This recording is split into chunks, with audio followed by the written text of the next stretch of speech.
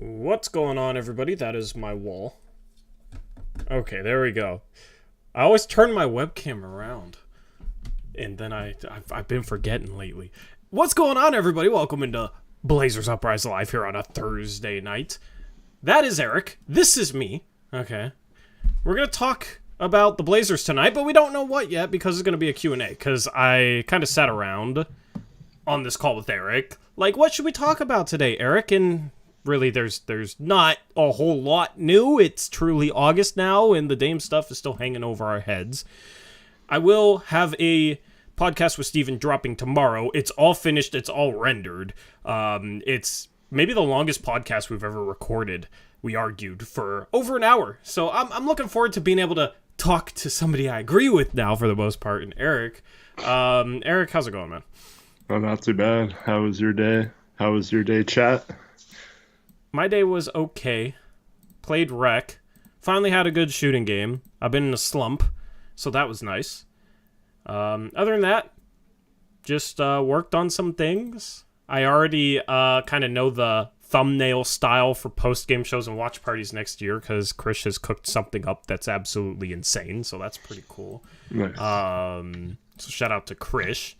And then also, yeah, I don't know, just kind of a chill Thursday. Chill Thursday. I'm not looking forward to next week, Eric. Our next stream, next Monday, it's going to be 100 degrees. I'm not looking forward to that. Yeah. That's going to suck. Yes, we're 3 minutes in. We're already talking about the weather. Anyway, I had a solid day. Chat, hopefully you guys had a good day as well. I'm trying to figure out how to fix Eric's webcam because I need to drag it down. And it's bothering me. Where's it at? There we go. Perfect. There we go. Trevor says, YouTube put a notice over the chat reminding me that I'm mod and what that means I can do. Yeah, that's new. They're doing weird stuff with the chat and with mods and everything. But anyway, thank you for tuning in. Basically, just give us your questions today and we'll answer them. This is a live interactive Q&A. We'll literally try and answer everything because we have probably like 45 minutes, I'm thinking, just to answer questions, just to talk about whatever. Aeromancer says earthquake in Vancouver. I don't know why. Because of your camera. You were... Oh, okay. I was going to say, I have never felt an earthquake before, so I didn't feel anything. Why is Nurkic's house up for sale? Your mom is coming in with the first question, Eric. Do you know anything about Nurkic and his house? Because that is kind of the one new thing we have is Nurkic is selling his house. No, no, I don't have any inside information on that. Could be he just getting a new house. Could be he's leaving Portland, and yeah. So yeah, I don't know. I saw the listing or whatever, but the article, yeah. Taylor says the article is a year old. I mean, I don't know. I didn't really look into it because I couldn't really care. Like, if Nurk gets traded, we'll get a notification at some point that Nurk has been traded. Until then, you know, all the house speculation. I've never been one to partake in speculation about housing and who's moving where and that sort of thing. So, it's a nice house. Yeah, I mean, he's an NBA player making $16 million a year. Maybe he's upgrading. Maybe he's upgrading. I don't know. Maybe he's buying Dame's old house. Yeah, Dame's going to be gone, so he's going to move in. Yeah, I heard some other thing, like someone linked something to him and his new wife building a house in Miami or something. Yeah, I don't even know if that was real or not, but there was some link underneath that they were building something in Miami. I'm sure Hassan Whiteside would give them his house if he still has it, the one that Myers lived in. Yeah.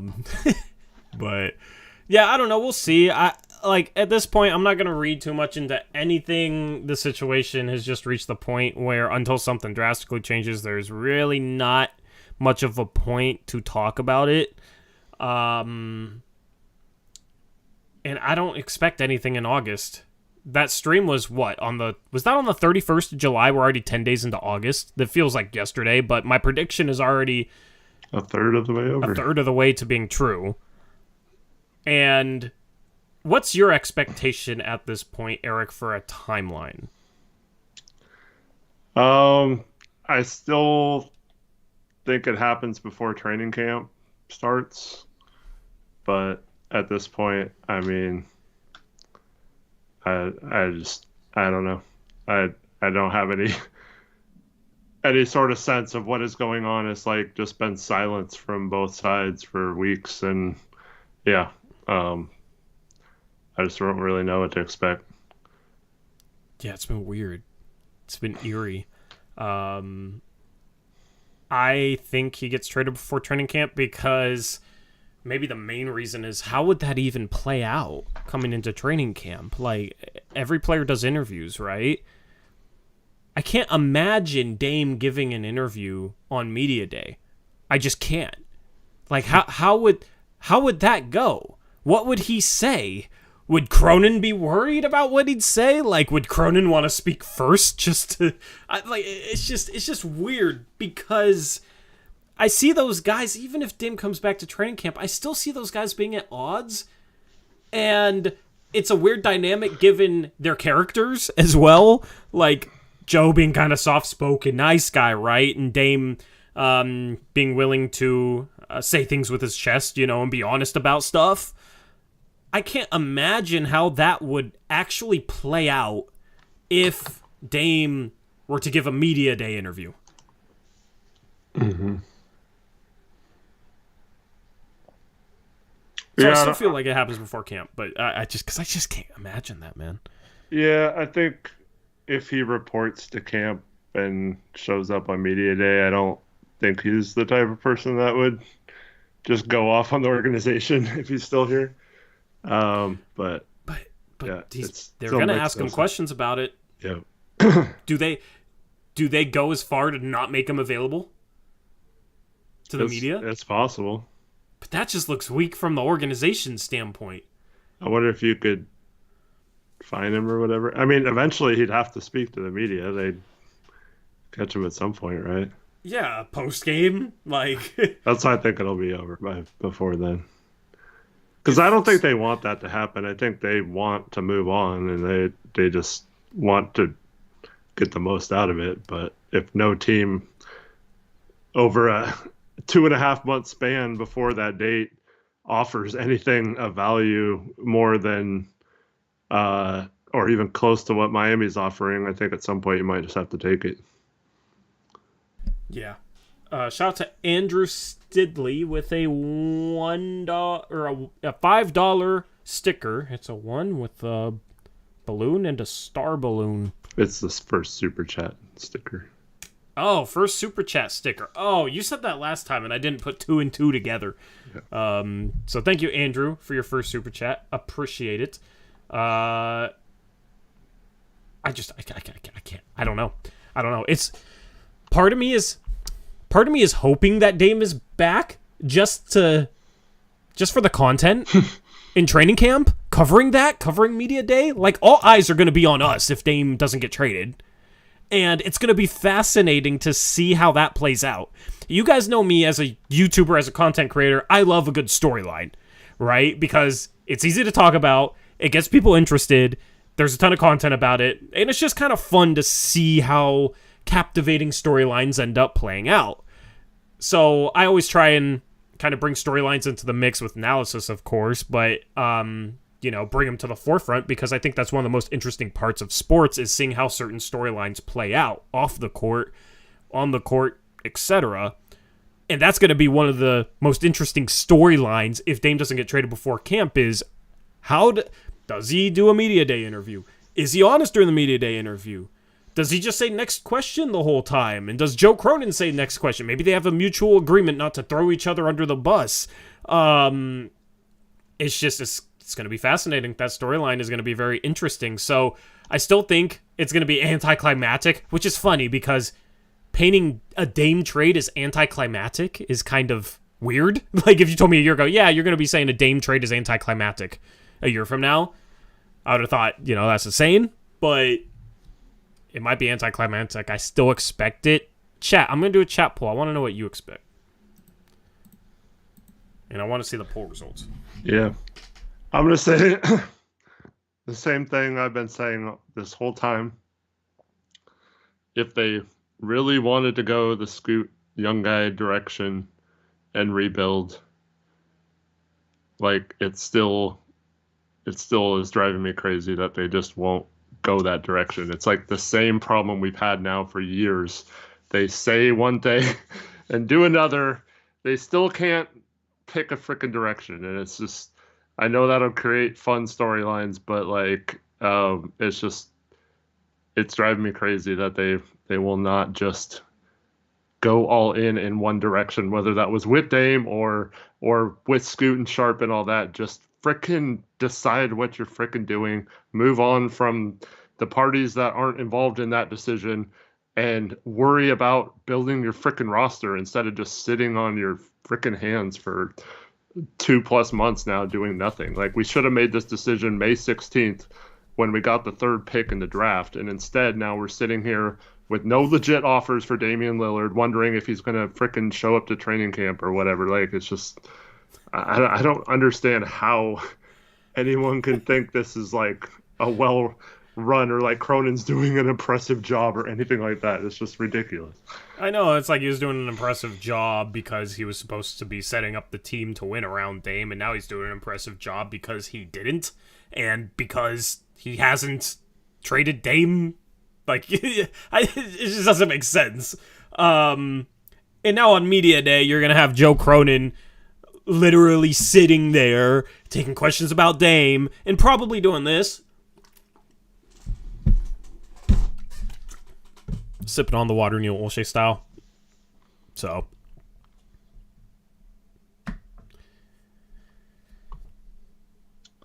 Yeah. Did I do a good Olshey impersonation? Sure. My stream was behind, so I didn't really see it until now. I need to like. So if anybody doesn't know, Eric doesn't see my webcam live, which maybe I should find a workaround for that. But so he has no reaction to anything. So speaking of the whole not doing anything and sitting on your hands, Gabriel Foster asked earlier, "Do you guys have any options for possible centers we could pick up?" Well, the option I wanted to pick up, Neemias Queta, signed a partially guaranteed, so he might not even make the team. Yeah. But yeah, so he was just sitting out there. If you give him, we still have all our exceptions and stuff. If you give him a little bit more money or even just a guaranteed couple-year minimum, like it might have given Sacramento some pause because they have some extra.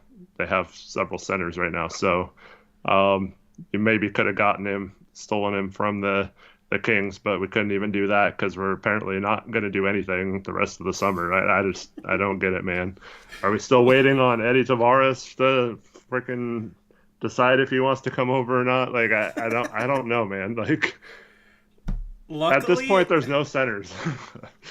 Luckily, it's not, because with Dame on the roster, how many spots do they have filled right now? 12? I think it's 12. Yeah, so luckily, Eric, it's not possible for them to go through the entire offseason without making a single trade and without bringing in a single player via free agency. Mm-hmm. Because that's legitimately what they've done so far. They are probably the only team in the league to not make one single trade or bring in one single player via free agency. Which is funny because, like, it's just funny to think about that and compare it back to the whole aggression talk and, you know, our whole plan is to be aggressive. And then, I mean, people say, well, Dame asked out. A lot of meaningful free agents signed on on June 30th before Dame requested out, at least publicly, right? Yeah. So either he requested out before that and Cronin lied, saying they had a great conversation and he's still committed to building around Dame, or it didn't matter that Dame requested out because we legitimately weren't going to do anything. Like, what was there to do after June 30th?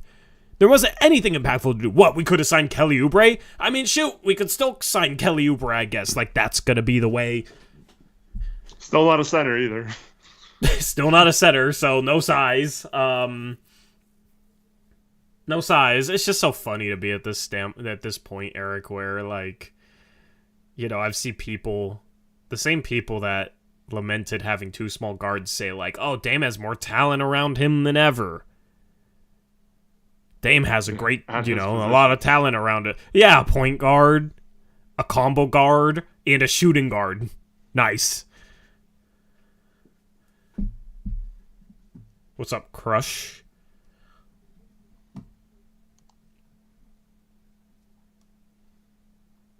Tristan Thompson. I mean, that's... God.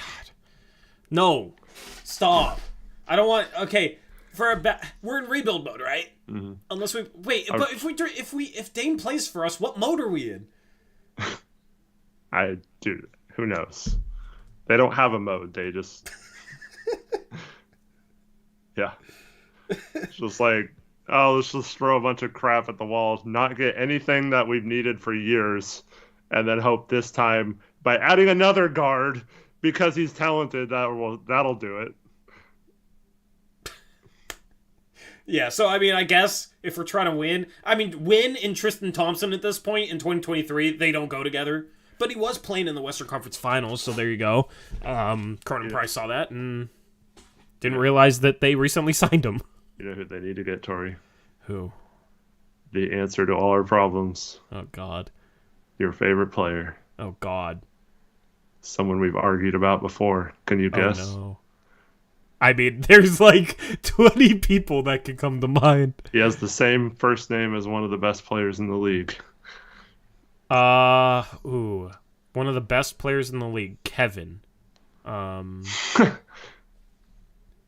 Love? He resigned. Yeah, he resigned. Chat, who's your guys' guess?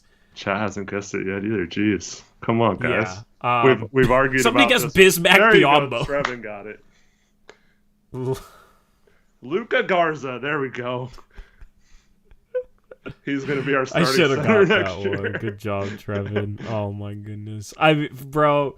Okay, in limited minutes, he was actually really nice, but he's one of those Boban Marjanovic types where, like, he'll play for, if he's in the rotation, he'll play for 12 minutes per game, have really good statistical production in those 12 minutes, but does not have the stamina to play more than that. Like, his production will fall off a cliff. And it's like against bench lineups where he can kind of post up inside, but against starters he just gets picked apart. Yeah. So, I don't want Luka Garza. How are you gonna feel about that? Could you see the Neil Olshey type press conference where it's like his per 36 net numbers are like. God, you gotta do that for okay. See, like, I'd be like, oh my God, and then people would be like, well, you said that about Naz Reid, and it would be like, well, Naz Reid is actually good. Like, for certain players, I feel like you can look at per 36, but you have to have context. Like, it's not, it's not any one size fits all. But I can imagine, like, press conference, absolutely, like, we got a good look at him in Summer League last year. Unfortunately, we didn't have a spot for him, but last year he proved himself. Yeah. We regretted letting him go. And yeah. When Nurkic and Eubanks went down with injuries, we regretted not having Garza on the roster. There you go. Aeromancer says Luka Garza's in the 90th percentile in EPM. It's a diamond in the rough, Tori. You don't even want him on the team, man. God. Yeah, just like CJ. Trent Colmer says, CJ Eligote checked out with the analytics. Yeah, he was... What Neil Olshey call him? The Green Lantern or something? I don't remember. Like green flags across the board? Ugh. Vladimir asked about Vernon Carey Jr. for the backup center. I mean... I wouldn't mind taking a flyer on him, but I don't know. He's gotten several opportunities on multiple teams. I think at least 3 teams now. No one seems to want him, so. But, I mean, he's somewhat talented. I don't know. I mean, we need someone. We need a center, so. I just want, like, a big with upside. Yeah. Like, none of these guys have upside. Like, what's the point? If we're not going to win in the next 2 to 3 years, what's the point, It's just, I guess, to to fill a roster spot and to be a big body. But, like, if we're signing a backup center next year, going into a rebuild year after a Dame trade, it's more so just to have a screen setter for our guards and a big man that can finish for our guards to help them develop more than anything. Because, like, that's all that matters at that point. That's all that matters. But at that point, Eric, I kind of would rather just say screw it and play Jabari Walker at the backup 5. Yeah. Well, who's starting?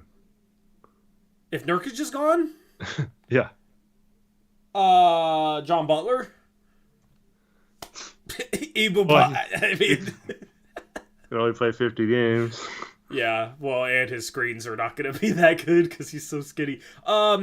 Dude, the center possession is going to be a mess. I assume once a Dame trade happens, they, like... But if they get back Hawkes, Jovic, and, like, in expiring, that's 14 roster spots. Well, I guess if they trade Nurkic out... I don't know. Like, Dayron... Okay, if Nurk gets traded, wild prediction, our starting center next year is Dayron Sharp. I mean, and we have 2 prediction. Sharps. I would, we're cornering the Sharp market. Who's that? There was a Sharp on Houston last year, too. We should get was there? Him, yeah. On Houston, the NCAA. Oh. I forgot his first name. He's like a shooter, didn't really do much else. Yeah. Sharp's not a bad idea. Obviously, if they're getting Hero, you want to try to get as many assets as possible, and I would love for it to finally be a big man asset. I wouldn't mind trying to, if there's a team that really likes Hawkes that has a young center, maybe you get some like Koloko in some seconds or something for him, just to not have another wing and have a legit big man prospect that you could develop, just something like that. Yeah. Yeah, Jovic play some 5. I mean, that's the thing is, like, at that point, you probably just run Jovic out at the 5. He gets dominated defensively, but offensively, it's like an interesting team. Yeah. But I would like to give Scoot a good, like, pick-and-roll partner, like a legitimate big to work with. Yep. And Jovic is, like, a perimeter guy. I mean, he could be a pick-and-pop guy or a short-roll guy, I think, but he's got good passing and stuff. I think that could work. Dude, we'd be the worst rebounding team in NBA history, though. Yeah, probably. If we had Scoot and Sharp, Jeremy Grant, and Nikola Jovic as our starting 5... watching games is going to be infuriating because literally every time the other team misses, they're going to get putbacks. Yeah. Like, that team will simply be one of the worst teams in the league just because of the rebounding. Scoot can rebound, Troy. Well, he's going to have to get like 12 rebounds a game with that lineup in order for them not to be a bottom 5 rebounding team. That's where, like, Jabari Walker can rebound. So maybe he plays some small ball 5, just like stretch 5. Interior defense isn't going to be good, but he can rebound a little bit, I guess. I mean, they tried that a little bit last year, too, and didn't work at all. Like, I don't know why they're so opposed to getting any size on the roster. It's just so dumb. I mean, I don't think it would go worse than Watford, because Watford is even more undersized, in my opinion. Yeah. Yeah, that's true. Can Chris get boards? He's like an okay rebounder for a power forward. Yeah. He's not as good as Jabari, rebounding-wise. Jabari has a nose for the ball. They're just gonna play Jabari and Chris together and just switch everything and Scoot's hope gonna that be Scoot crashes the boards and gets every rebound. Yeah, Scoot's gonna try and average a triple-double as a rookie. Yeah, that'll teach it. Hey, we're gonna get our point guard to try to average a triple-double as a rookie. That'll teach him how to win. We'll go the Westbrook route. I don't know. Next year's gonna be interesting regardless. Are you guys like, I don't know, part of me is just kind of okay with the chaos. Like, I've embraced the chaos at this point. And not like the Seattle Mariners type of chaos, which is like good. I've embraced the bad chaos with this Blazer team, and I don't know. As I said going into the offseason, it's going to be fascinating to find out, well, what we even really find out other than this team actually wasn't committed to building around Dame, and now obviously Dame wants out. Yeah. That's about it. Scoot's on our team too. So, that's something that happened that is cool. But other than that, we haven't found out anything. Haven't found out anything at all. So, it's going to be interesting to find out how this offseason resolves itself, but Yeah, man. sure. Shout out Daniel Christurian, $2 dono. What's up, Daniel? Says, did you guys watch the G League documentary? I did not. I don't know what that's referencing, to be honest. Do you? I think they did the last episode of The Trail or whatever, and it was partially about the G League or something. I think that's what he's talking about. I kind of skimmed it. Yeah. That final... Eric... I didn't even know they were going to do another episode. I thought they were done. That final episode was just a PR spin. Right. Of epic proportions. Yeah, I saw some clips from it, and I'm just like, I can't watch this right now. Like, I'm just... Yeah. Feel free to let us know if there was something worth watching in there. But, yeah. Like, it would be so funny 50 years from now to just sit down with, like, my grandchild or something, right? And say, yeah, so this... What's up? They're talking about the documentary on Prime Video featuring Scoot. Oh, no, I haven't. Yeah, Be good to watch, though, I guess. But could you imagine... I saw the quotes that Scoot had in there, but... Yeah. I'm just imagining, like, 50 years from now, sitting down with my grandchild, like, one of my grandchildren, and watching back the entire season of The Trail from this year. Just be like, yeah, so this Damian Lillard guy, really, really good. Maybe at that point he's... Look at him score 71 points. Yeah, 71 points. Still the franchise record 50 years later. Like, right, really, really good. Watch the whole documentary. Dame's in, like, front and center in every episode. And then, like, episode 8, just not a single mention of him. Just gone. just like nothing happened. Just gone. Erasure. Yeah, it's so weird to, like, just if you were to watch all those episodes in succession, it would be so weird going from, like, episode 6 to 7 to 8, and just, like, the main character just disappears. It just washed him from existence. Not to mention. Blue screened out of there. God, yeah. So, I don't know. It'll be interesting to find out, guys. Shout out Adam vs. Eve, $2 dono says Oh, wait. $2 super duper dono chat says, don't forget to smash that like button. Thank you, Adam vs. Eve, for the $2 super chat. Thanks, everyone. Yeah.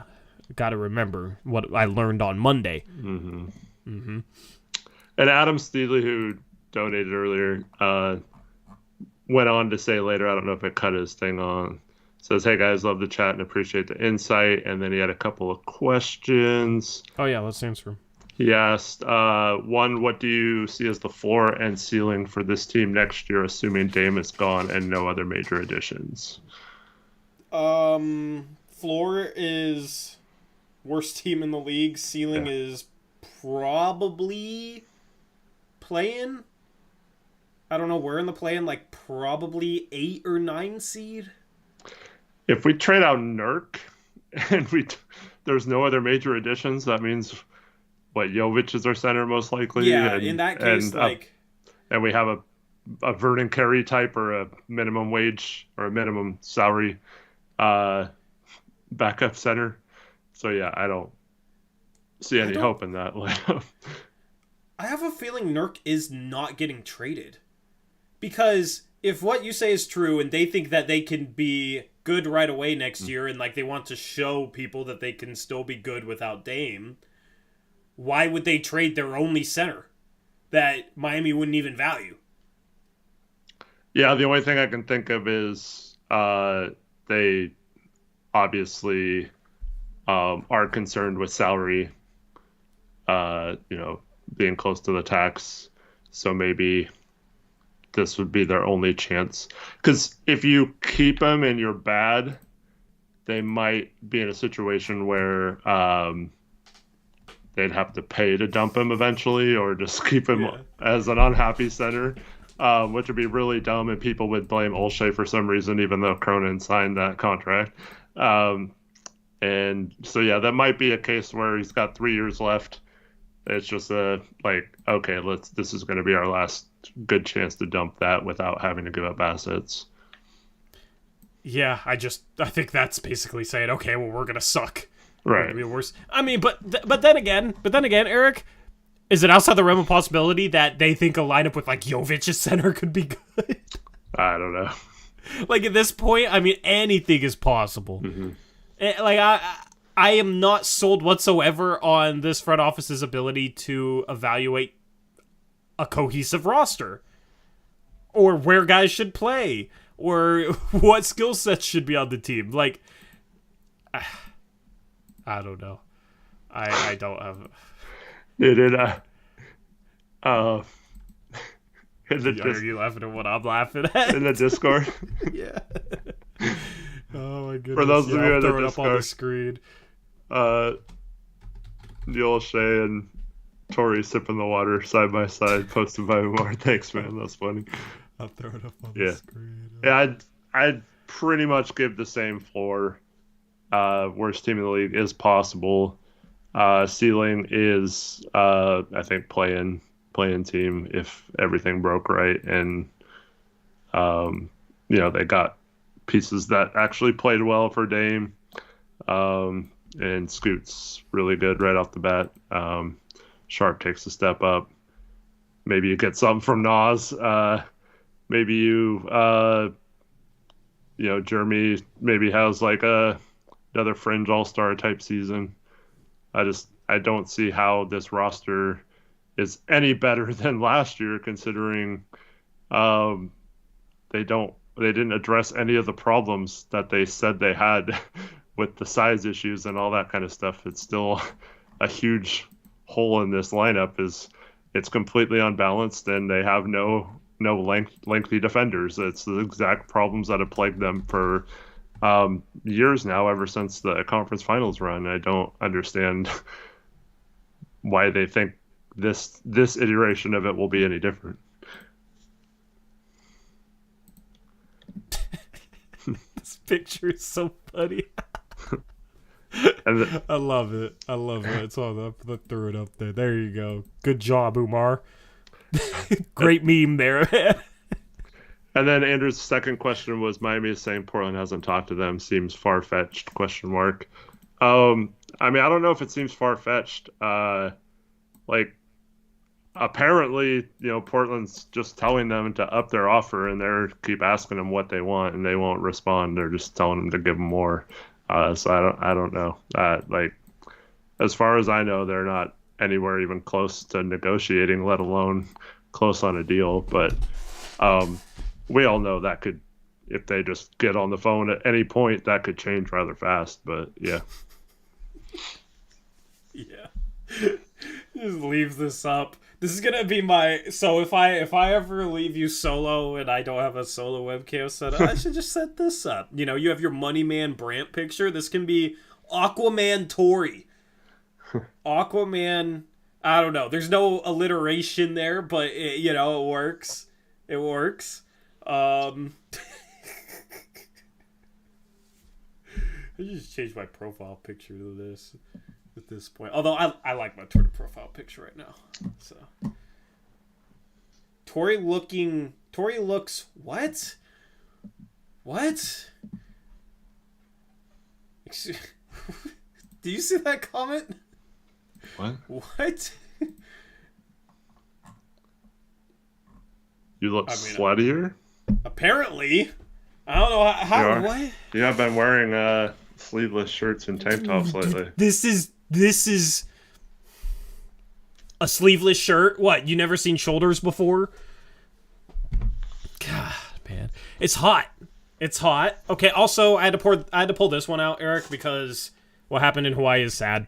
I'm I'm upset, man. It sucks. So I pulled out the Aloha shirt today for that. Yeah, hope everything's okay.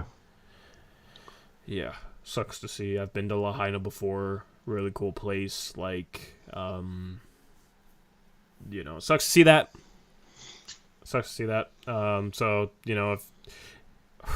if you guys are capable of, sending money that way, then, by all means, they definitely need the help. It's definitely a tragic situation, so pulled out the Aloha shirt for that. But yeah, I don't know. I'm embracing my inner Pat McAfee. Do I have shoulders like Pat McAfee? No. No. Do I have a sick setup where I can like stand up and like put my hands on the desk and flex a little bit so my arms look good? No. But I don't care. It's hot. Next Monday it's going to be like 102 degrees, Eric. Yeah. Like, you guys have two options on here. I'll do a chat poll, okay? Because, yeah, chat poll. What do you want, chat, on Monday?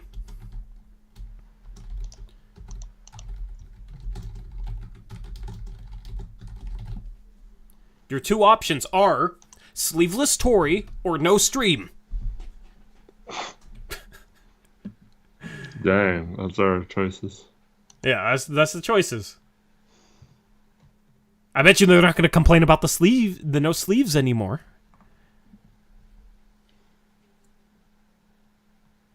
Tori, did you beat Steven in the 1v1? We haven't played yet. Yet being the key word there. But stay tuned. No shirt, Tori. Embrace the slut. Never thought I'd say that on stream. Okay, you guys, I would vote no stream Monday over that. Okay. I need a tan though. I'm going to the beach on Sunday. I'll be back Monday. Where are you the going? problem is Cape Lookout. Okay. Tillamook. I'll be at the cheese factory on Monday. So that'll be cool. But the problem is I don't tan, I burn, and then I tan. And I don't want to burn. You're not getting burned at the beach right now. Why is that? It's not like crazy hot there or whatever. Eric, have you looked at me? I can burn Okay. anywhere. I burn every year at the beach, man. Even if it's 60 degrees, I'll burn a little bit. Like, I burn very easily. It's rough. Tillamook is kind of boring. I mean, if you live there, I guess, yeah, but to go cheese factory's cool. Food's good. Ice cream's good. I would love to get Tillamook as a sponsor, by the way. I've actually been trying, because I have a connection. I've been trying to get Tillamook as a sponsor for next season, but it's really hard to kind of like follow up on the chain of connections I need to try and work through. Because I would love to have Tillamook as a sponsor. That'd be a sick sponsor, man. Yeah. Local. I actually, eat their stuff. Yeah. Get us some beef jerky, man. Garben, who's the one making comments about my shirt that I'm having fun with, by the way. I don't know. Maybe it seems like I'm not having fun right now. But he says, Tori, you ain't reading my other messages. I'm wearing a skinnier tank top than you. I'm just joking, duh. Light the mood. Across the death plagued across earth, eh? What? Can you translate the last sentence? He's been going off about how hot it is and how the earth is dying. Oh, it's very hot, but yeah.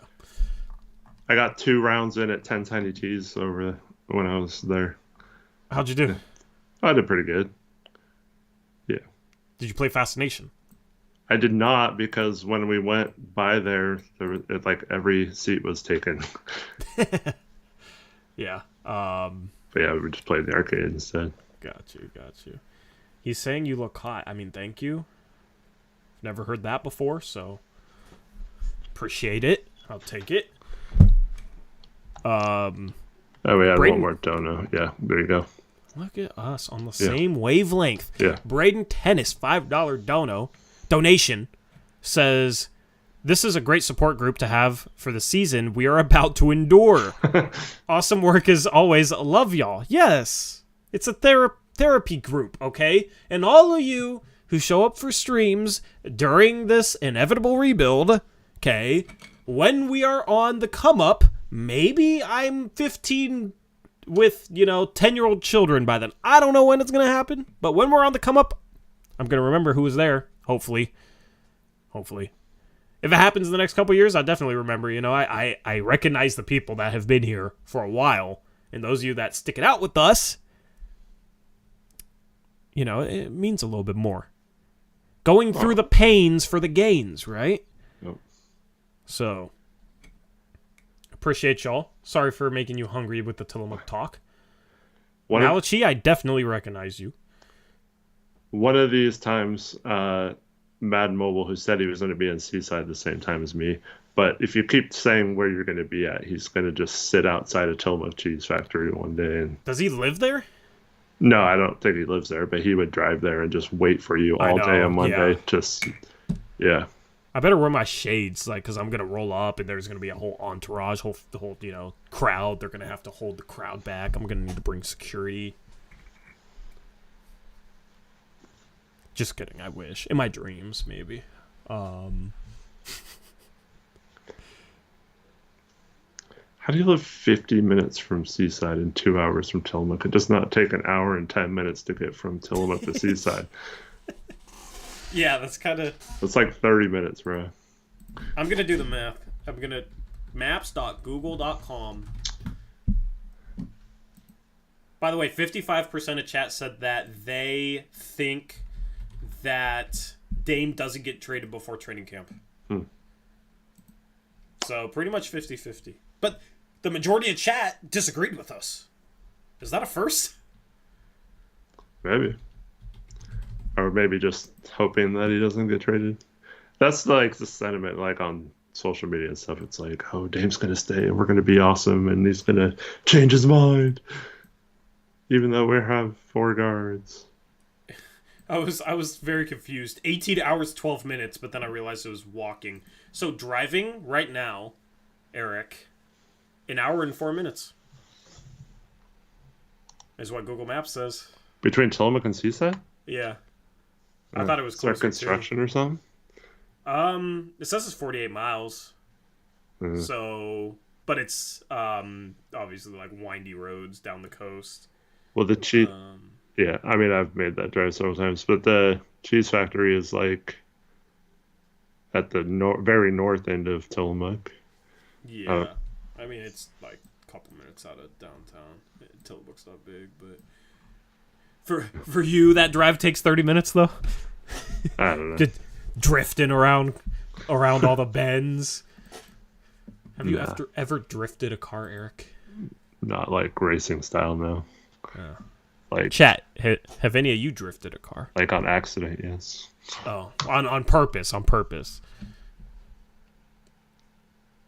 Never been to Crater Lake. I've been to Crater Lake a couple times, but never like stayed there. It was just like in passing.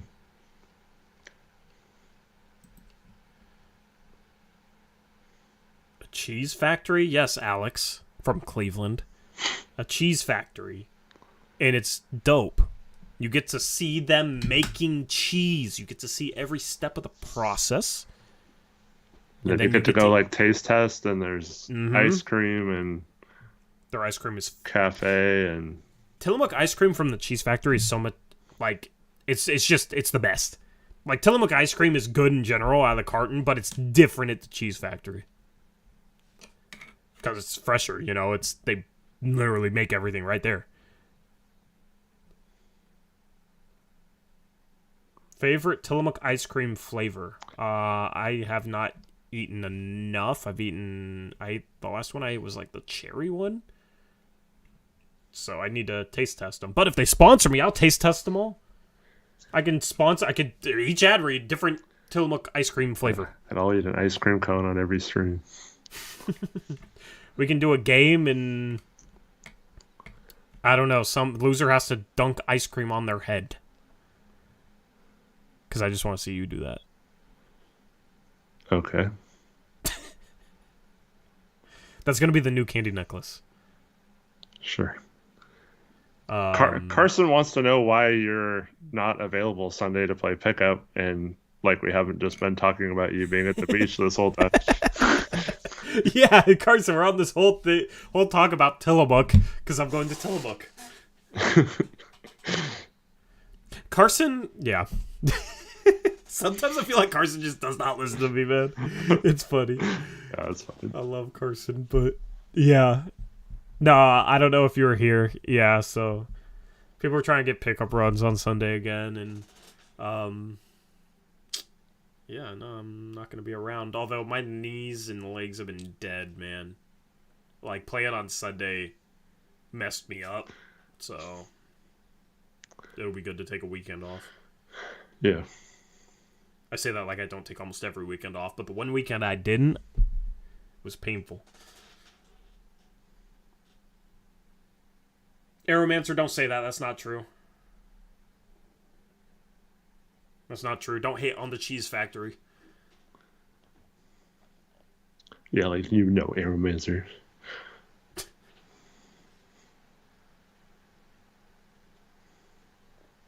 You're made in Boardman, Oregon.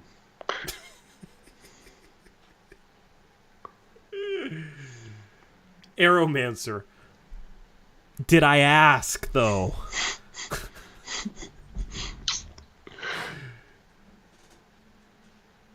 Josh Brown asks, my son Jaden wants to know if Dame is going to play this year for the Blazers. I mean, there's a chance, but I'd still lean towards no.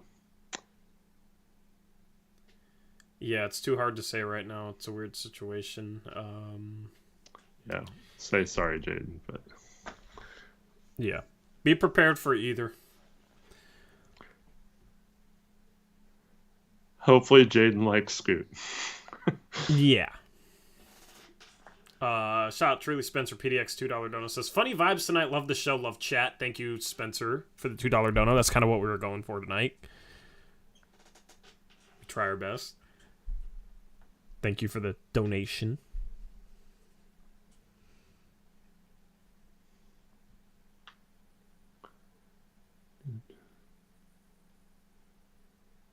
Aeromancer says, I don't care if you did. Aeromancer, I will make you care. Stop. I think there's some fans that are holding out hope for the Blazers to still trade for Siakam or something. I don't. God, so I had a idea. Not really an idea, but I mean, I think the group chat talked about it too, but it was... So Siakam to... I don't even remember. It was too many teams off the top of my head. It was like... This is the type of stuff I'll think about when I hear a trade rumor. It's like, okay, Siakam... Apparently Atlanta's after him, right? So, like, DeAndre Hunter gets traded. Like, what if that gets wrapped in where, like, the Raptors want Hero... And then they're... Well, someone had it with Hunter coming to us. Yeah, like, but... Okay, not is a piece that gets us back less assets, right? Like, would Toronto be willing, since they have so many forwards, to, like, give up a pick along with the rights to Hunter to get Hero? Because then you're maximizing the return for Hero. That's probably too much, but maybe? Like, is there a way to maximize Hero by getting back DeAndre Hunter, who could play some 4? But then again, like, you just drafted Chris Murray. It doesn't really make sense positionally, but maybe you're kind of in the ballpark of maximizing a Dame trade if you can get back 4 firsts and DeAndre Hunter. Yeah, I mean, I like Hunter, but if he doesn't, like, stay healthy and he doesn't play better than he has his first 4 years, I mean, that contract's going to look pretty bad in a couple of years. Yeah, but, I mean, we already have Grant. We already, like, his contract isn't good. I mean, I don't know. We got 2 dudes, studs on a rookie contract for a reason, right? Like, are we going to...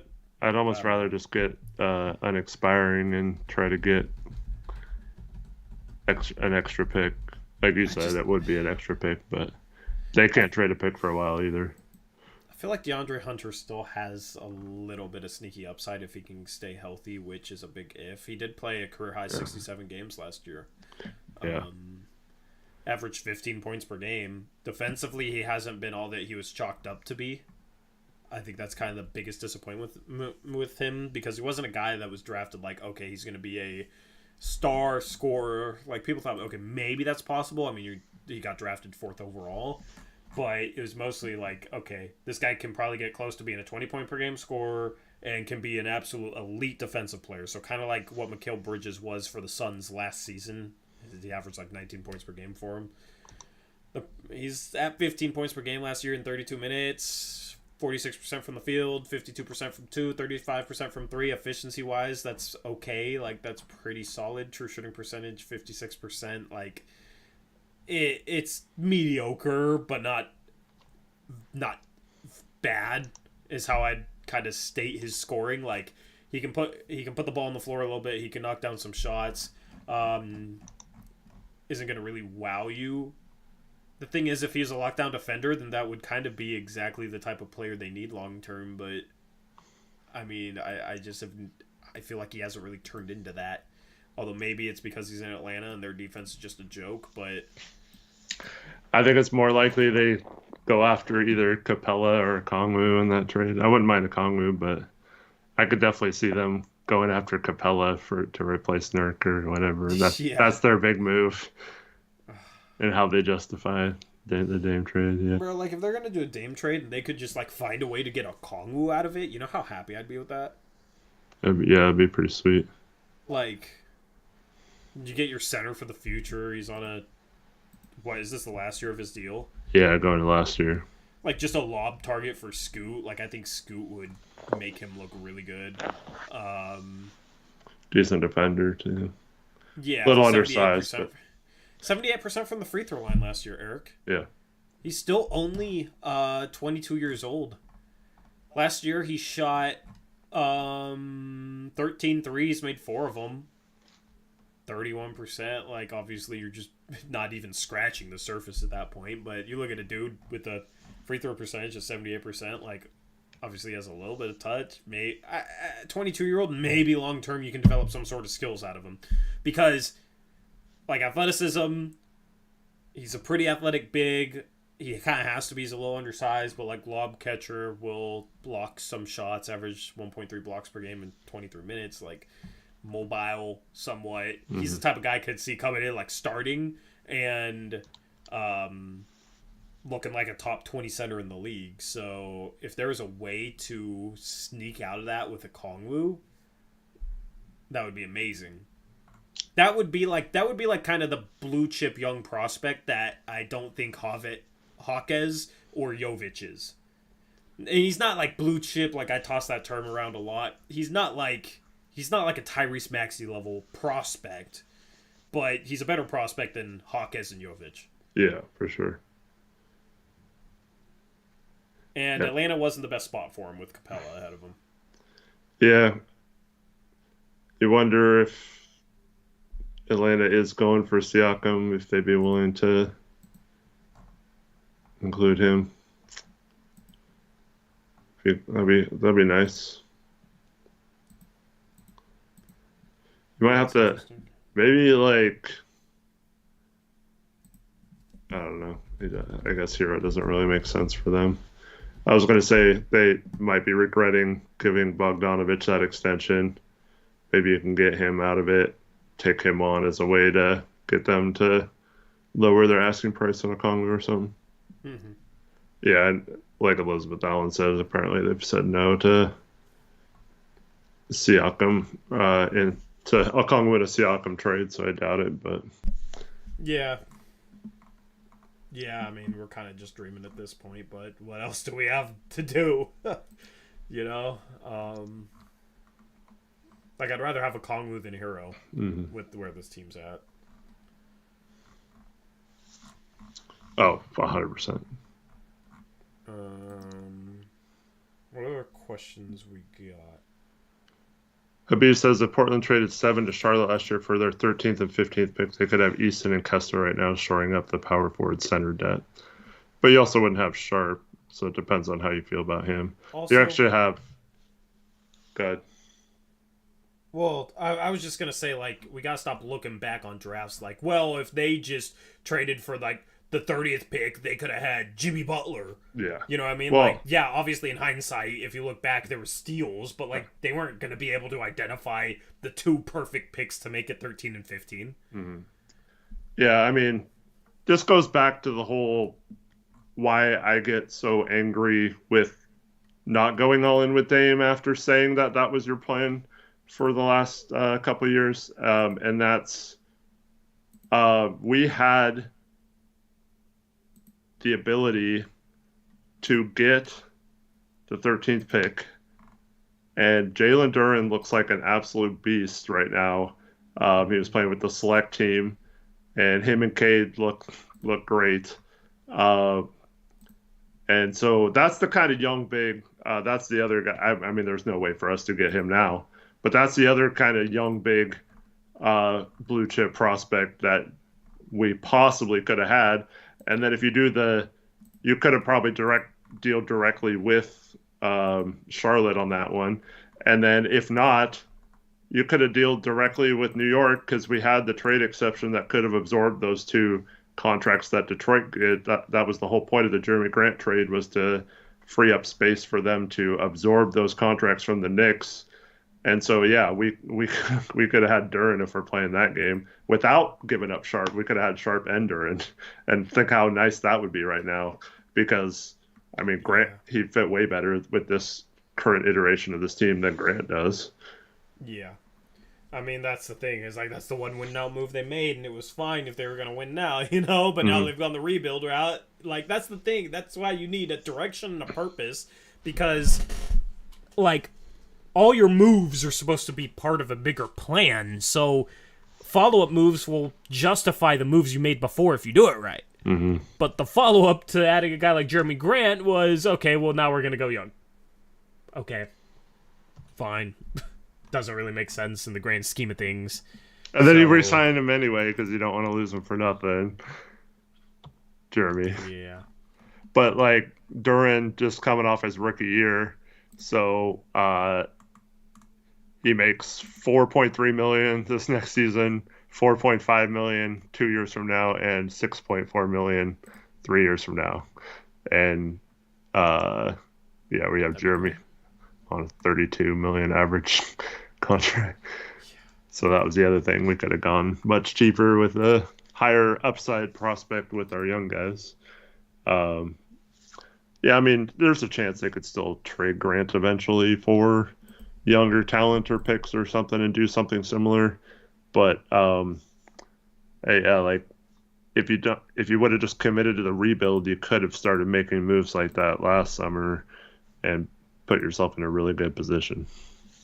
Yeah, 1,000%.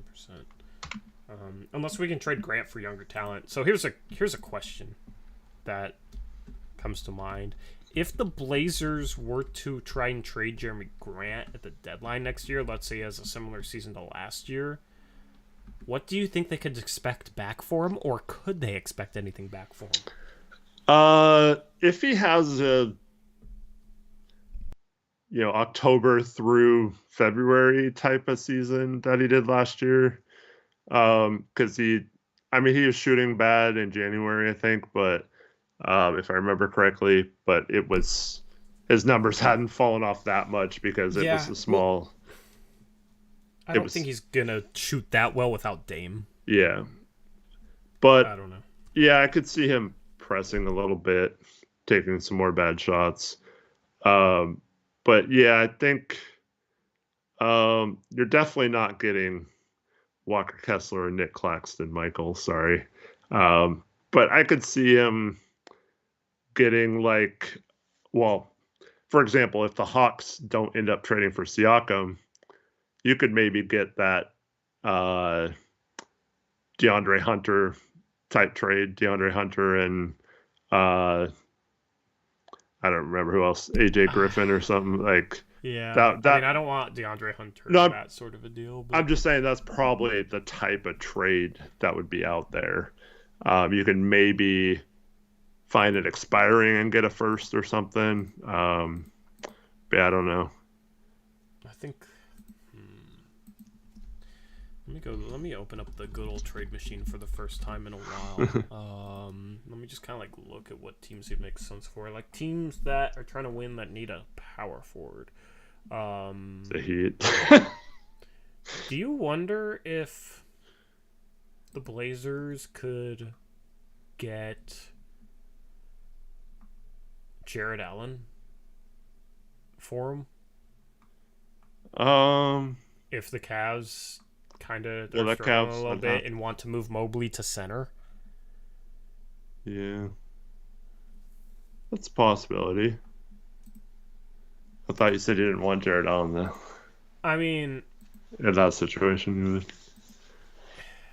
Jared Allen's not a guy that I don't want, but he's not a guy that I'd value over future firsts in a Dame trade. Right? But if it's like you're trading Jeremy Grant, then I think that's fine. Yeah. So it's all about like what should matter more in the grand scheme of things. I think future unprotected first should matter more than Jared Allen or Jeremy Grant. Yeah. The Knicks have Randall. They don't make much sense. The Celtics don't really have assets or money. They ain't got Porzingis. Well, they have a bunch of firsts now. How do they have a bunch of firsts now? Well, they got 2 extra in the Porzingis trade. They got 2 firsts for giving up Smart. Did they really? Yeah. I don't remember that. Wow. I mean, Yeah, somehow they got 2 firsts from Memphis, including one that's like very lightly protected from Golden State. see, I wouldn't even expect first. Like, I would maybe hope for like Brogdon and Robert Williams. Yeah, well, And then Robert Williams is like your Jared Allen, just cheaper. Robert Williams, there's 2 ways this would go. He's either somewhat healthy this year, and there's no way they trade him because I think he's a good fit with Porzingis, or he's hurt, and so you're basically getting 2 injured players, and maybe you can get maybe, first. In maybe that you sort get a of first scenario, in that and then situation. you hope Williams gets healthy somehow. That's kind of interesting. I do think. I mean, the Nets. The Nets have no reason for him because they got Cam Johnson, and there's just no reason to value Jeremy Grant over Cam Johnson. I mean, I'll take that though. Yeah, I mean, I'd definitely take that, but it just doesn't really make sense. Magic have players at every position. They need to consolidate. They don't need to trade for a Jeremy Grant type player. Maybe.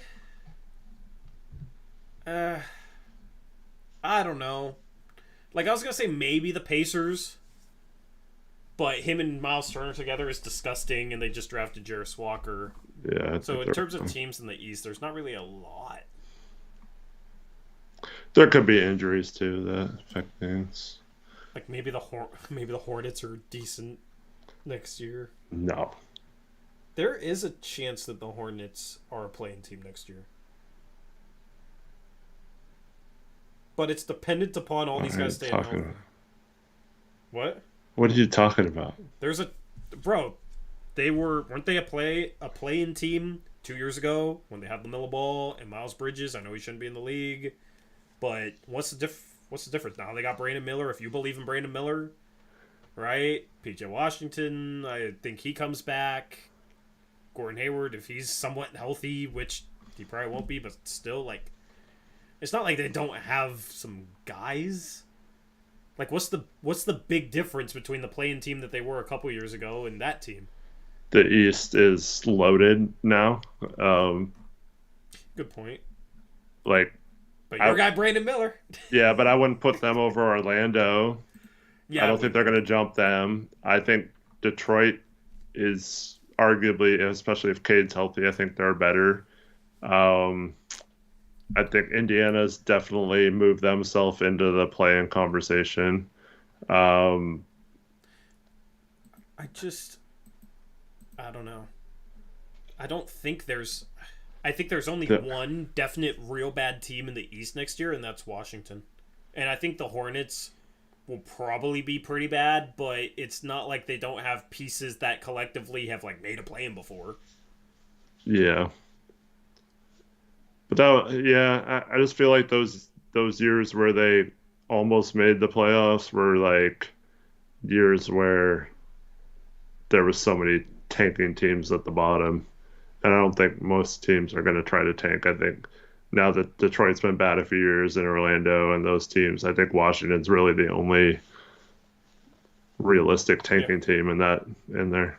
yeah, 100% agree. But I think with like Detroit, it's going to come down to health, especially with Cade. Yeah, Charlotte, it's going to come down to health with friggin' LaMelo Ball but he and has his ankle. When you have an ankle injury and you miss like multiple chunks of time from the same injury, it's always kind of scary.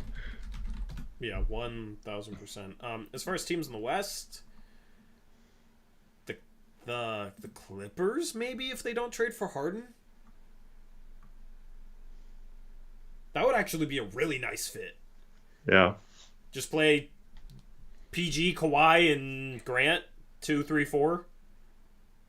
And yeah. PG and Kawhi are your on-ball defenders, and you got Grant backing them up. I mean, we can just send every former Blazer to every. It can be Norman Powell 2.0, where we re-sign a guy on a 5-year contract, then trade him to the Clippers.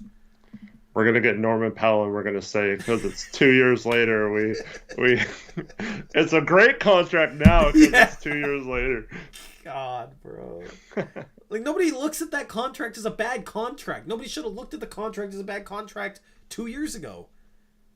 Like nobody looks at Norman Powell, who averaged 17 points per game efficiently on $18 million a year for the next 3 years, as a bad contract, unless they're tripping. There's a lot of Blazer fans that think any contract above $15 million is a bad contract, but that's the going rate for a guy that can score like that. That's the going rate. So, God, imagine Bones Island on this team. I don't want Bones Island. No, what'll happen is we'll get well, this might not be bad, but Kobe, who was Kobe Brown? Kobe Brown would Bro, be. I'd take Kobe Brown but, in a heartbeat, man. That's my guy. Yeah, I was trying to think of like, no, it'll be like he's too valuable, so we'll get like some seconds instead. Yeah. Yeah. Well, I mean, if we did that trade, we better get Kobe Brown out of that trade. I know, like, he's kind of redundant with Chris Murray and Jabari Walker, but at that point, it's like you're just hoping one of them rises above the rest, right? Especially because Grant's gone, you can play all three of them, 16 minutes a game at the 4. Mm-hmm. Let one of them rise above. I think it would, if I had to bet, I don't know, man. I probably would have rather taken Kobe Brown over Chris Murray. I've been aboard the Kobe Brown train. Mm-hmm. I think Kobe Brown's going to be a really good role player. Really, really good role player. Yeah. The only thing I'll say to that is, once again, it's like, does that matter on a rebuilding team? Like getting good role players? I mean, I think you do need to eventually, but... I mean, you want to try and... I mean, I think it matters long term if they're young, like being able to maximize the guys you have around Scoot off the bench. Like, obviously, you need to fill out a starting lineup, and maybe Kobe Brown doesn't get to that point, but I mean, I could see him being a starting caliber 4. Yeah, well, he wasn't on the Blazers lottery big board like Chris Murray was, so you're wrong. See, okay, the fact that they had Repair and Chris in the lottery, maybe they were lying, but like, if they did, maybe they were lying. Dude, I hope they were. That's the one. I think they said Chris. I don't think they said Repair was. No, didn't he say like all 3 of these guys we had in the lottery or something like that? I don't remember the exact quote. I think he might have said he's like Repair was a lottery talent, but I think I know specifically they said Chris Murray was in the lottery on their big board. And they were sweating every step of the way until he fell to them. That's the same thing. all shit said about Zach Collins too. Guys, this is just my opinion. I could be 100% wrong. I still need to get a whiteboard to write these bold predictions for the future on. But I legitimately think 3 years down the line, we're going to... I don't even want to say it. You guys know what I'm about to say. I think there's a legitimate chance 3 years down the line we regret not picking somebody after Chris Murray. Well, that's probably obvious, but I feel like it's going to be Kobe Brown or Leonard Miller. We're going to regret not drafting one of those two guys at 23. Yeah, for sure. I mean, it's pretty. It already seems like that's maybe going to happen, but I'm still willing to give Chris a shot. Yeah, I don't know. Like, how much of it did they base off of Keegan this year? Because you can't base drafting Chris Murray off of what Keegan did, because he's they're their own players. Yeah, you just gotta evaluate them as themselves.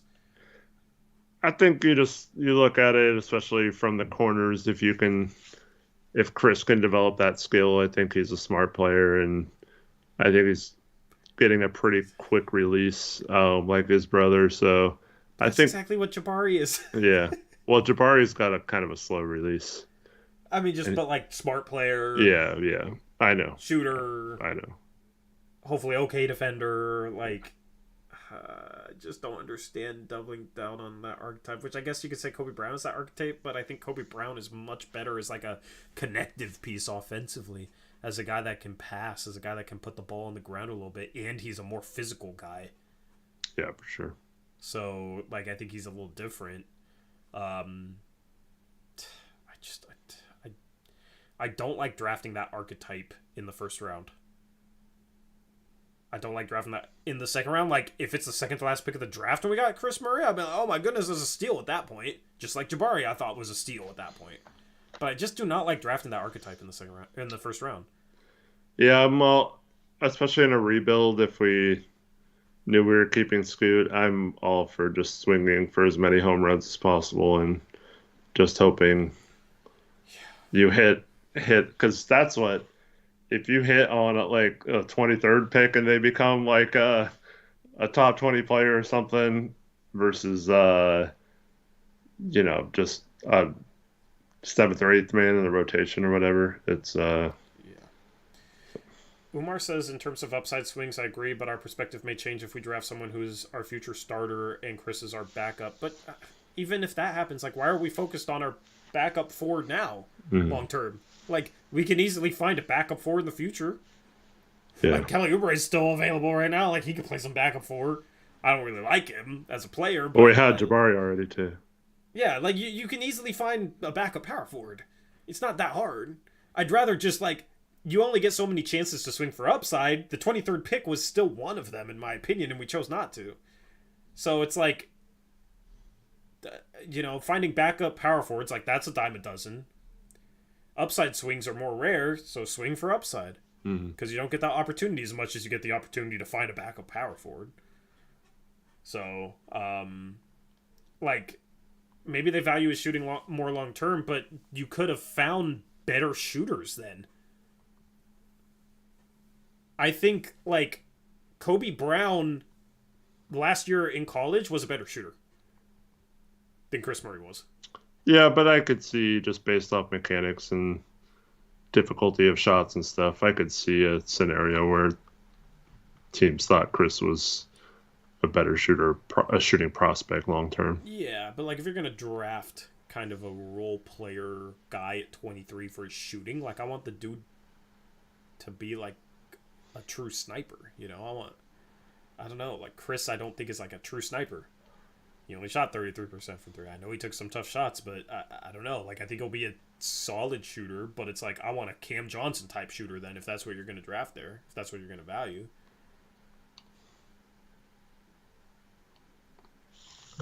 Which is funny, because I hated on the Cam Johnson draft pick when it happened, but, I mean, he has a great skill. He's elite for a forward at shooting the ball. Elite. If Chris can become elite, then my takes are going to look bad. 1,000%. I don't know. I don't see that. I think he'd become a lights out corner shooter at least. Yeah. He's got the right, like, like form and May- just maybe I'm temperament for it. yeah, maybe I'm a little bit. Maybe a little bit is based off of like me having that expectation for Jabari and then him coming in shooting 28%. Yeah. Um, I mean, you hated Keegan too, though. I hated Keegan at 4. I still don't like Keegan at 4. If there was a redraft now, would you take Keegan top 4? I mean, no, but I think it's hard to say he like lost value in the draft last year. Well, I don't think he lost value because I never had him top 4. Yeah. Yeah, like. But I'm saying like it's not like he didn't perform or anything. I just looked at him and like Tari Eason. Like, why should they be that much different? To really understand. I don't know where I had him ranked, but like, I don't know. Shooting. Yeah, but that over everything that Tari does from a rebounding, hustle, defensive standpoint. I mean, Keegan's pretty good at those things too. Yeah, but I don't know. Like long term, I don't think there's going to be much of a difference in value in terms of Tari and Keegan. So that's why at 4, Eric, like that's go for upside. Go for upside. Like if anything, the last like that draft taught me like Sharp should have been definitely a top 4 prospect on my board, and I didn't even have him top 4 because I was a little bit worried, hadn't seen him right, but the upside, and I think Sharp should go top 4 in a redraft. I think it should be Chet, which Chet's still unproven, so maybe that changes. It should be Chet, Paolo, Sharp is the top 3 prospects from that draft class right now. And then I think you can make a case for putting Jabari number 4, because I do expect him to be better this year. Or base that off of 10 games of Sharp, though. What about Jalen Williams? I mean, but nobody expected even 10 games from Sharp. Jalen Williams is up there, too. I put Jalen Williams above Keegan right now. I like Jalen Williams. He got drafted even higher than I had him, though. I think we're selling Keegan short. I don't think when redrafts are made 5 years from now, I don't think Keegan is going to be top 5. I mean, he's already proved that he's a winning player, and I don't know. Yeah, but Bruce Brown's a winning player. Would he go top 5 in his draft class? You know, I don't know. Like that's. I think there will be 5 stars from that draft class. I don't think Keegan's gonna be one of them. I don't know who the other stars might be, you know, like Jaden Ivey still has a chance, I guess. Kessler, maybe he truly is the next Rudy Gobert and is all-star caliber big. Like, I don't know. It's still early. So, I mean, there is a chance that I am selling Keegan short, but I don't know. I feel like I'm pretty consistent with how I evaluate prospects at the top of drafts and, like, what I prefer.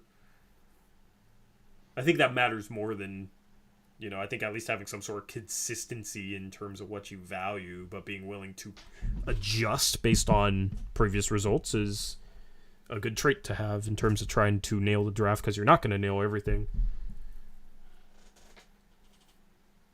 It's all just logical projection that differs. So. Yeah. I don't know. I find it hard to argue against Keegan when he set the record for most threes by a rookie, and like what they were. You said you wouldn't take him top 4. They were the 3rd seed. I was saying it's a weird argument because it's like he's losing value when he had one of the best seasons there. I don't know. Like he had a huge. Yeah, but if that's how you feel, that's how you feel. He had a huge part in the Kings jumping from a non-playoff team to the 3rd seed. I mean, yeah, he was. It's not something where I only think 4 players can come in and impact winning. Like I always say, there's role players that can be found later on in the draft outside of the lottery that can come in and play a role right away in winning. And I know Keegan had a big role on that team. He was also kind of the perfect player for that team. Fit really well. But I wouldn't take him. Like if I was drafting that draft right now, I wouldn't take him top 4. Yeah. Well, I mean. I don't know. You're still swinging for upside, and which is fine. There's just some players are safer. Yeah.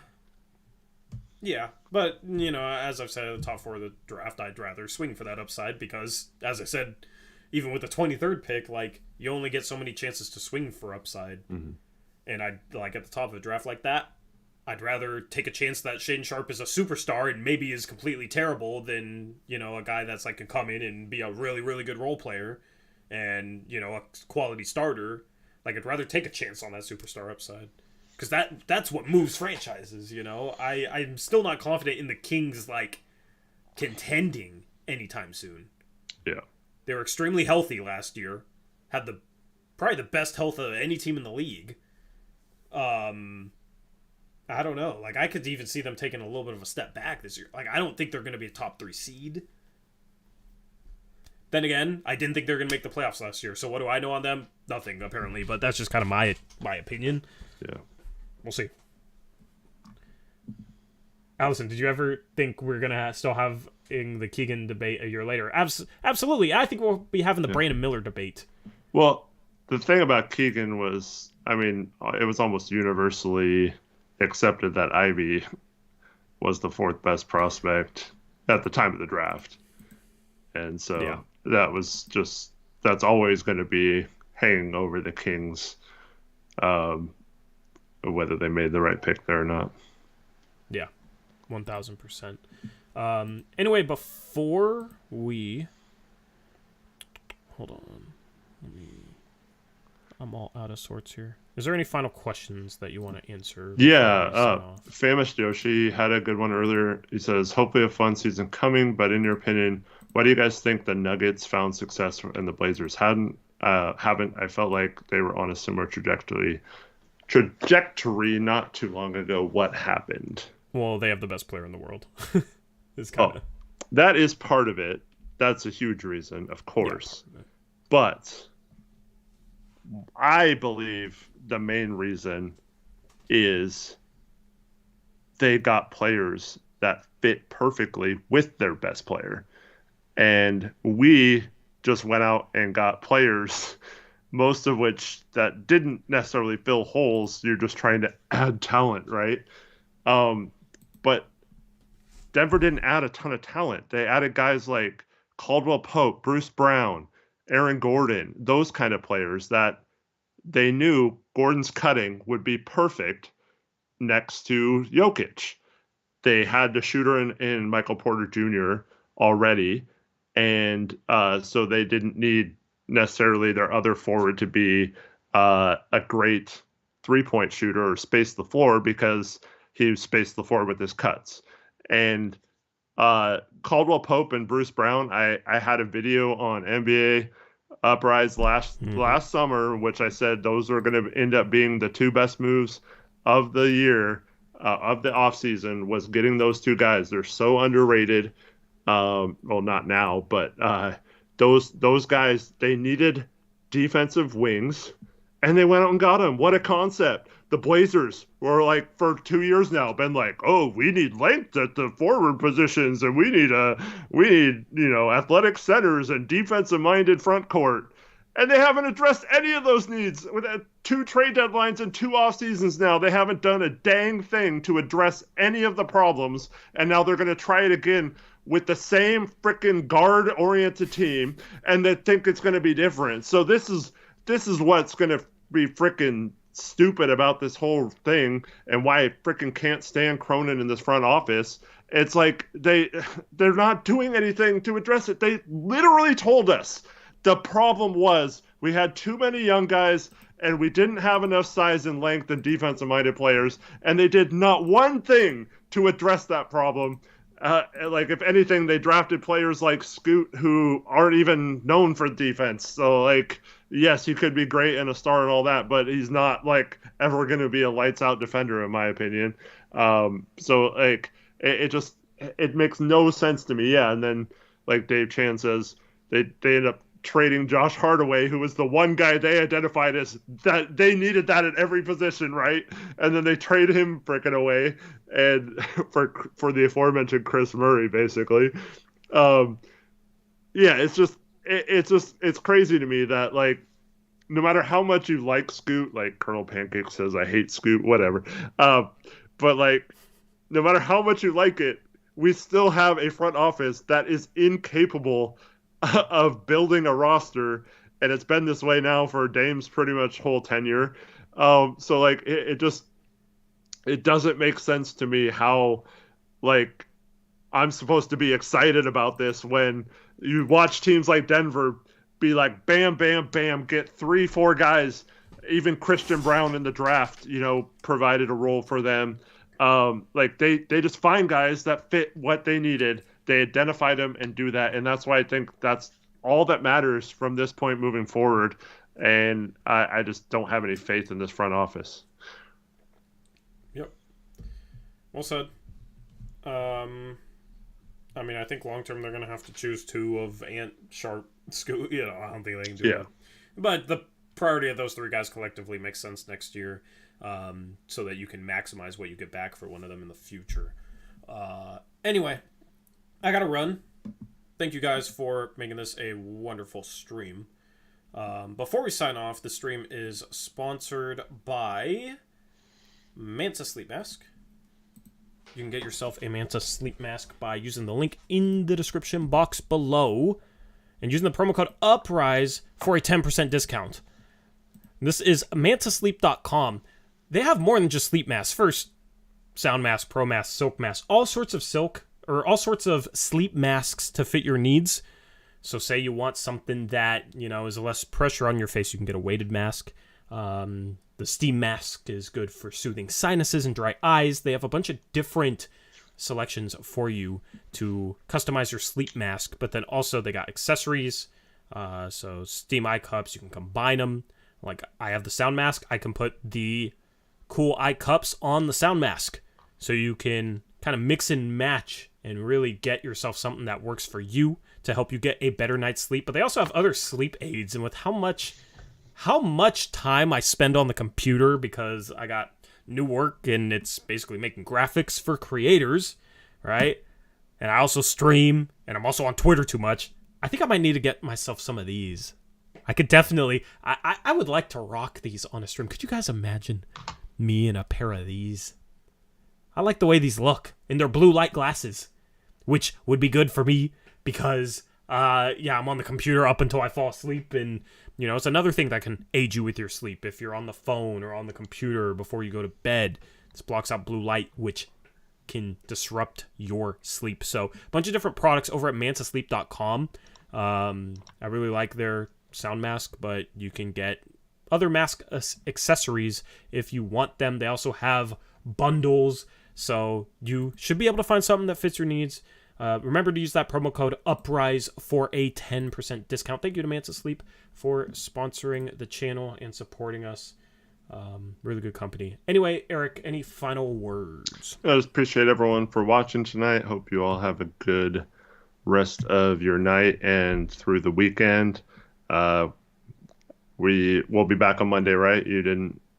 They voted for you to wear. Yeah, they voted for me to wear a sleeveless shirt on Monday. Cool. It was like 73%. 27% of people didn't want this. So we'll be back on Monday, and then hope to see you guys then. And if any news breaks, whether it's Dame or anything else, we'll of course be here for you or on the main channel to cover it. Yep. Tomorrow podcast with Steven, Believe in Blazers. Hopefully you check that out. We argued on a bunch of stuff. I think it's going to be a pretty entertaining listen for you guys, so hopefully you enjoy it. And with that being said, that's a wrap for this edition of Blazers Uprise Live. Thank you for joining us tonight, and until next time, as always, peace out. Go Blazers.